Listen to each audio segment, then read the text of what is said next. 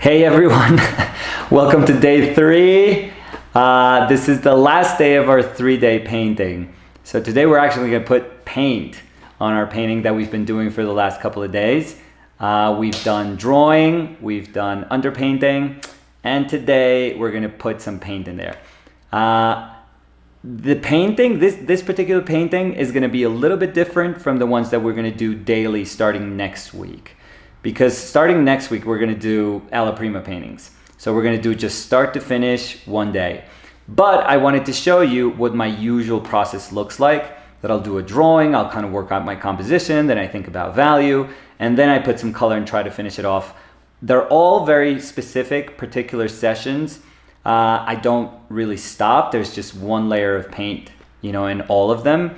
And I just wanted to show you guys that it is going to feel a little bit different from the ones that we're going to do from now on, but still, it's process.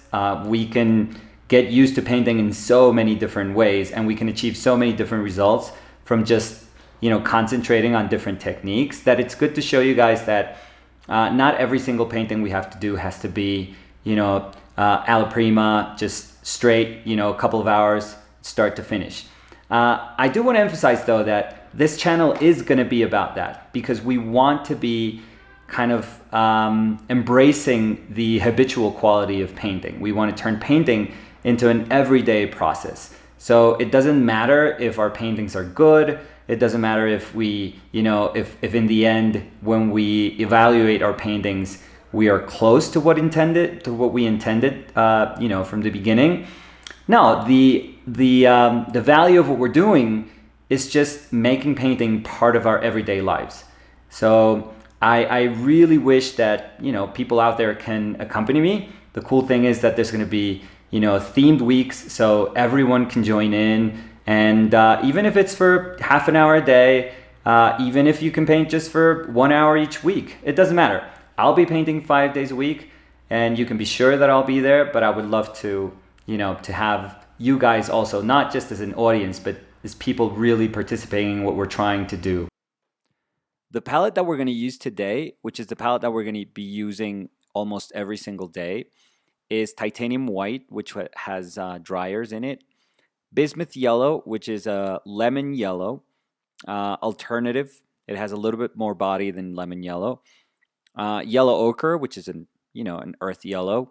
Cad red, which is a red-orange, super saturated, very bright. Alizarin crimson. I don't use permanent alizarin crimson. I use like old-fashioned alizarin crimson. So it is going to be broken down by light. It is very fragile, but it's a beautiful color. Raw umber, which is my neutral. Well, as far as you can go with like neutral earth tones. I think it's a fantastic, neutral alternative. And ultramarine blue, which is a blue violet. It's a very, very kind of workhorse blue.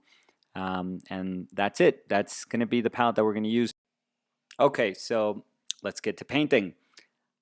First thing I usually do is go for my background. And the reason I try to go very quickly and establish my background is because I've noticed that even when you refer to something as your background, you're almost immediately just giving it like a secondary quality to it.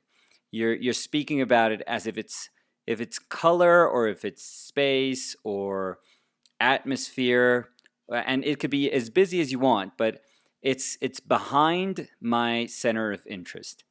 And I've always noticed that if I turn my attention to it initially, even though I know that in terms of my hierarchy, it's not going to occupy the highest, place in terms of what I want, my image to be about.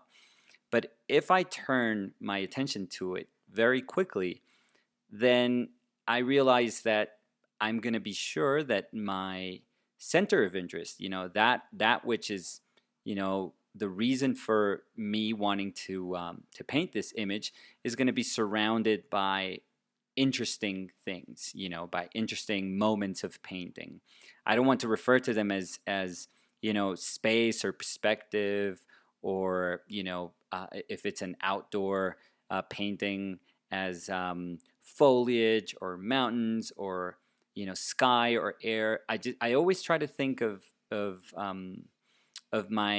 elements that are within my painting as as paint. It has to be surrounded by interesting decisions in painting. Uh, Even though in the end, like they are born from a very sort of specific, naturalistic moment, I always think of them as very, very abstract notions.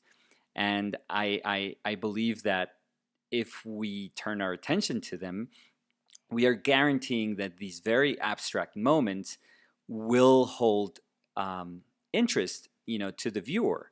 And it is important because it's very easy if all we do with our painting is to think about it as if it was uh, uh, you're throwing darts and you just want to hit, your bullseye is enormous, and all you want a painting to be is like a big bullseye. And the truth is, it's a little more complex than that. The best of images usually, yes, do have one area or one moment that is supposed to be, the most exciting part of your painting.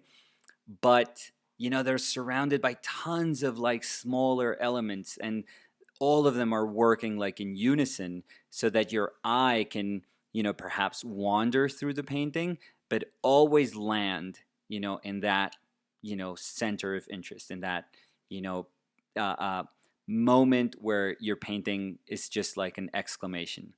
Um, so I've noticed that if you respect those secondary areas and don't just treat them as like, oh, this is just like background noise, or this is just like, these are just elements surrounding what I love to do, then first I think you're going to enjoy your painting, each element within your painting a lot more. It's going to make you think about every single, you know, piece of this puzzle and respect it and solve it accordingly.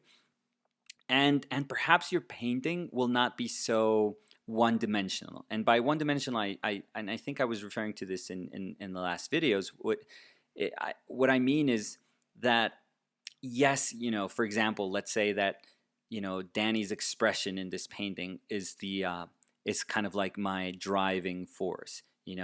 That that kind of stern, expression looking off to the side.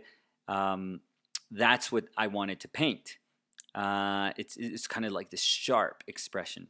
Uh, if I had just started there and then just kind of gotten like a bigger brush and then just, brushed a couple of strokes surrounding this head, yeah, it would be a nice portrait, but it would be a portrait, period. It would just be a head that has this expression, this kind of, nice expression that and it's kind of cool if you're able to communicate a lot with like somebody's expression.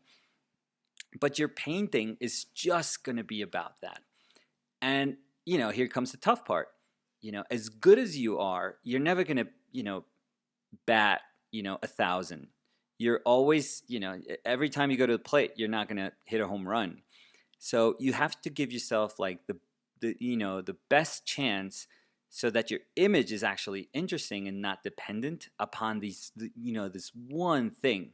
So it's almost like not putting your eggs just in one basket, like saying, well, okay, maybe there can be some, let's say, drawing flaws in your portrait, but if your painting is not about the portrait, then people are not going to go like, well, that nose is kind of weird, and then the painting is ruined.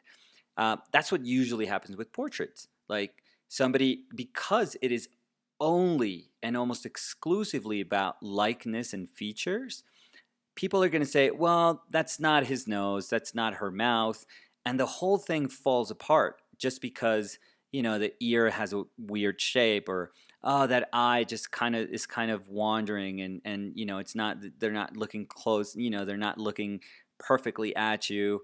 Or yeah, it's a little bit, she's a little bit cross-eyed, or people will find all these very, very superficial qualities to to then say, okay, this painting is not good because of these very, very kind of very fine, minute little details.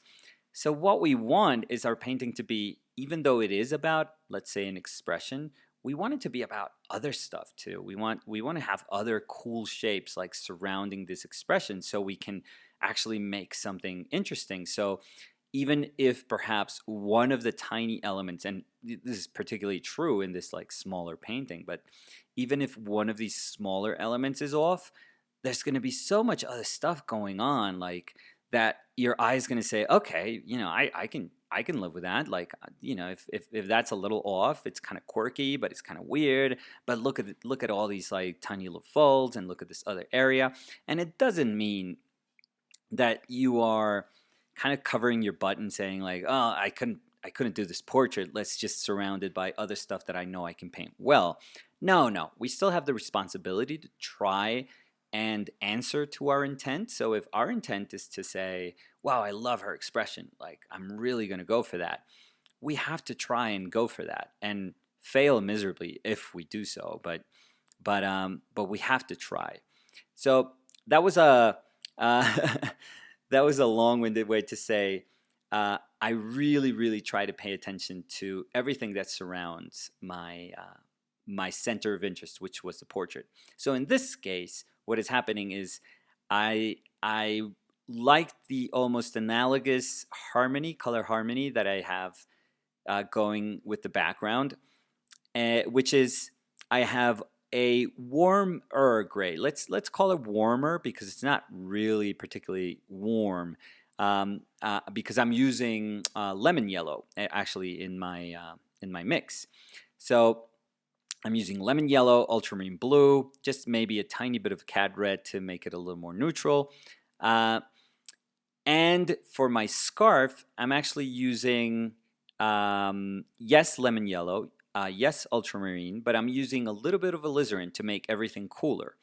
And the reason these two greens feel so different is because the dominant color in those mixes is different. So for the background, the lemon yellow, or I'm actually using bismuth yellow, like a Winsor Newton lemon yellow, which is like a yellow green, which is bismuth yellow, which I find it has a little more body than lemon yellow. Lemon yellow is usually kind of, I don't know, a little more transparent and kind of thinner. So I don't particularly like lemon yellow. But bismuth yellow I like. It feels a little bit heavier. I mean, it is a heavy metal, so. And I'm making that dominant in my mix. So obviously that yellow is going to have, a lot to say in terms of like what that color, that end mixture is going to look like. And in the scarf, I'm actually using a lot more of the ultramarine. So it obviously is going to feel a little bit, it's going to be more of a, instead of a green yellow, it's going to be more of a green blue. But still, it is analogous because it is going to be, it is going to be green. Now, my initial idea was to make this very, like I said, this very monolithic shape, in the bottom. I thought, it was a leather jacket, a dark leather jacket. So I thought, well, it's going to be, I'm literally going to do this kind of black shape, very graphic, and it's just going to feel like bottom heavy, this painting. But I like it. I like that it's going to be this literal like pyramid, and my center of interest is going to be surrounded. It's almost like a Mount Rushmore. It's this head carved out from this very solid pyramid. But as I was putting down that green, I was like, this is a very, very specific hue, like that, in particular, that yellow green in the background. And I was like, I need to, not yellow, green yellow. And I was like, I need to make that be somehow part of, this darker shape that's going on in the bottom. And I started incorporating a little bit of it into the mixture. And it gave me it gave me these like, tiny little shifts in hue in this darker shape. And as I was doing it, as I was blocking it in, I was like, okay, this is actually pretty cool. This, because one thing that I really enjoy about painting, and in particular color, is how one color directly affects everything that's surrounding it. I mean, there are paintings that can introduce a color that's completely like asynchronous to like everything that's in there. Uh, but usually, and they can make that work. But usually, uh, color relationships, they have a way of like saying it's almost like a color is welcomed into this beautiful nest that other colors have created. It's almost like it's the perfect peg to fit into that space that all the other colors surrounding it have created. And that I love color. I love the way colors can relate to each other. And one of the easiest way to do that, and in particular when you're painting, in a more naturalistic manner, is that the colors have to affect, one color has to affect, the mixtures that's right next to it. Sargent would say that, if you were working in the shadows, if you were painting a figure and you were working in the shadows, you would have to bring some of that background color into your shadow so that it would integrate into the atmosphere. I'm doing the same thing with the hair, for example, and I left that little bit of her top of her head. There's a tiny shift from that greener grayer background, which is turning a little bit lighter, and I turned it a little more purple gray almost, but it's the same value. So I left it a little bit open, and I loved it. I was like, okay, this is an opportunity to say that all this surrounding kind of atmosphere, this air that has this hue to it, it's almost like a thick soup. It's not just going to be back there. Again, this is the idea that I was saying at the beginning. It's not going to be this background. It's not going to be this thing that's just a backdrop to everything that's exciting that's happening in the front. It's actually going to affect it somehow. So I thought that was really nice, the way that kind of soupy atmosphere trickles down, and that plane of her hair, and very solid hair. I try not to almost change the way I think about areas of my painting, regardless of what they're named. So I don't care about nominating areas of my painting. I don't care if something is hair. I don't care if something is scarf. It's not like I say, okay, I have to paint a scarf. Now I'm going to think of scarf. Now I know there's tons of people who love the sort of sensual qualities of the materials that they paint, and they try to accommodate their painting or their brushstrokes to whatever they paint. I actually love the fact that it's a painting. I'm not trying to make paint look like something else. I'm not trying to make paint feel like leather. I'm trying to put, a bit of color right next to another bit of color. And, eventually, if all those relationships are right, and if I do my job properly, those color relationships, when you put them together, they configure, leather, or they configure hair. But it's not that you're really trying to paint hair, per se. Um, Same thing with, and now I'm painting that head, and I usually go for my shadow mass. The first thing I was trained somewhat traditionally, and I like to sculpt my lights. So what that means is that it's a very sort of Baroque way of painting. Is that you first go to your shadows, and because it is light, the one that's responsible for communicating the three-dimensionality of form. Shadow doesn't do that. Light is actually the one that does that. I go for my shadows first, and then I go for my lights, and I start sculpting from I tend to do I won't go for like my end value when I lay down my light. I usually go for like a mid value when I'm starting my light. So probably my paintings are of a lower key than many people's paintings that go straight for that that really nice value of light. I usually go a little bit, probably half a step or a step darker. So my paintings are lower key because I absolutely love and I enjoy painting midtones. That to me is like the most exciting moment of painting form. It's where I can make tons of like little shifts if I control my value. So if my value is the same, and this is a trick, which is a very simple trick, but do it well, oof, it takes a while, but once you do it, once you do it well, you can do it, for the rest of your life, and it's gonna feel amazing and rich. So the trick is that if you recognize what value it is that you're painting, you can actually make tons of like tiny little shifts and mixes that have to be the same value. So if you do that, and if you control your value really, really well, you can open up that area and give it like richness like you've never seen before. So here I'm trying to go for detail. And by the way, if you see jumps, if you see like I'm painting something and then suddenly like those eyebrows appear, it's these are small paintings. And to paint this, I usually have a camera just like hovering over me.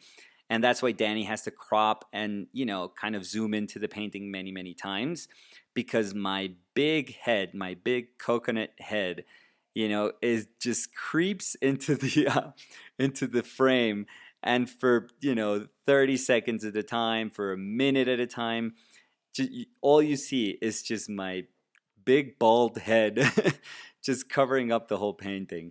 So I tried, trust me, like it's really, really difficult to not kind of bring my head closer, and I try to have like a really good posture.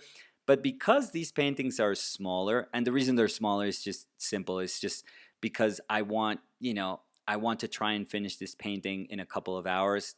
These I'm usually able to finish these in maybe 3.5 hours, 4 hours. They're kind of close to the if you guys had seen me do live videos on Instagram, it usually took me about 3.5 or 4 hours to do a painting. So if it was larger, chances are it would take me a little bit longer. So what you're always going to see, and this, by the way, is a good opportunity to say it, what you're always going to see is a painting that's roughly around 3.5 hours, 4 hours at most, compressed into roughly half an hour. So as you can see, I started with this very general mass of light, and then with the smaller brush, I kind of tried to sculpt the kind of finer features. But I was risking losing my drawing, and that's kind of like a cool thing about working this way. It's just that yes, I had an initial drawing layer. Yes, I had then a subsequent underpainting layer. But instead of being like overly precious with these layers, what I try to do is just feel it's almost like training. And I feel like okay, I've trained for this moment where I'm gonna try to go for this paint, go for this final modeling of form, but I'm not gonna be, I'm not gonna try and be nitpicky, and I'm not gonna try and be kind of again overly precious with it. I'm going to try to be bold. I'm always going to try to be bold because I love fresh paintings. I love, even if they're of a smaller size, like let's say Giovanni Boldini or Mariano Fortuny. Those are like two of the most amazing 19th century painters, and like late 19th century painters.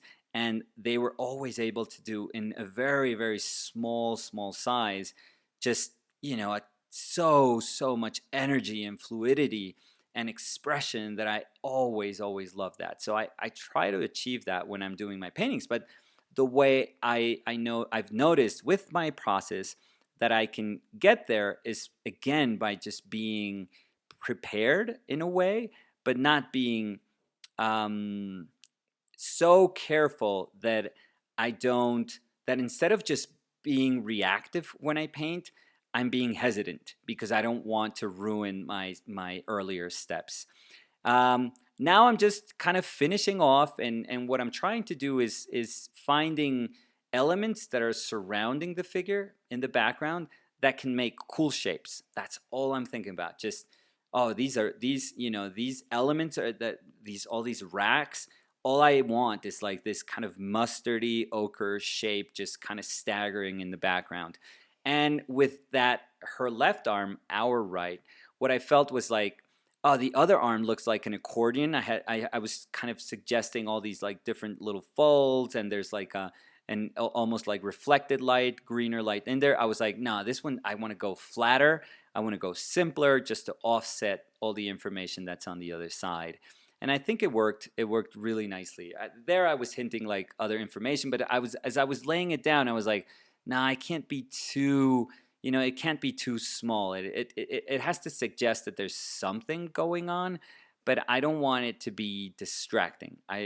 In the end, yes, I want all these elements to be fun, like that strap, like the strap of her bag was really fun to paint, and it makes the bottom area interesting, and it has to be cool. But the painting can't be about the strap. It has to be about the wholeness of that image. So in there, I'm trying to just lay everything down and be careful that I don't take away from the final image.